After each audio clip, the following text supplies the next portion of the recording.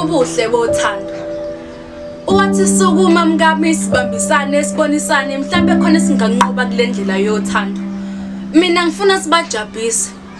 Ngisho kwale mthakashana sivukela phansi kwamabili beza amagama ethe ebumnyameni nayo ngifuna sinqobe. Ngoba abaningi bahlekela baze baveze lo mhlathi kepha inhliziyo zabo guys boss phela lokho esikwenza ubona kubathokozisa. Ayi ngiyakuthanda mina Ndonyamanzi. Ngiye ngayibona le mbali iqhakaza. Iyaqhakazisa kwembali ehlukileyo. Ngase ngisola lona ukhambe ngizoyifaka kulo khona ngizoyichelela imihla namalanga.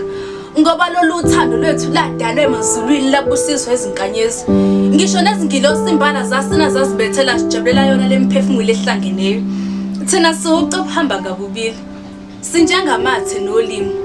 Ngike ngibezweke bethi kophela sofana. Ngivale ngihleke kancane. Ngoba kuthi qamba kuphela lolo lami uthando siqale sisebenziso lakho. Ngoba ngiye ngasho phambilini ngathi ngifuna sibajabhise. Okwethu ukuthi siphokophele phambili sinakele indlela yethu yothando. Intshisakele nginanga lolu uthando lwethu bona sebayibiza ngomona. Ngoba abantu bayakhuluma. Kepha kubalekile ukuthi na siyathandana ngokweqiniso. Wakhuluma uSjava wathi uthando lakho lungishaya 10k. Mina kwalo 10k akhuluma ngawo ngibona uyimfala kahlana nje makuziwa kulolu uthando lwethu. Indlela engikuthanda ngayo iyona esenza ukuthi ngibe nesikhwele ngawe. Ngoba ukukuthanda kwami kusuka ngaphakathi ekujuleni kwenhliziyo yami. Ayi ngiyekuthanda mina mntana umuntu intokazi yosiba.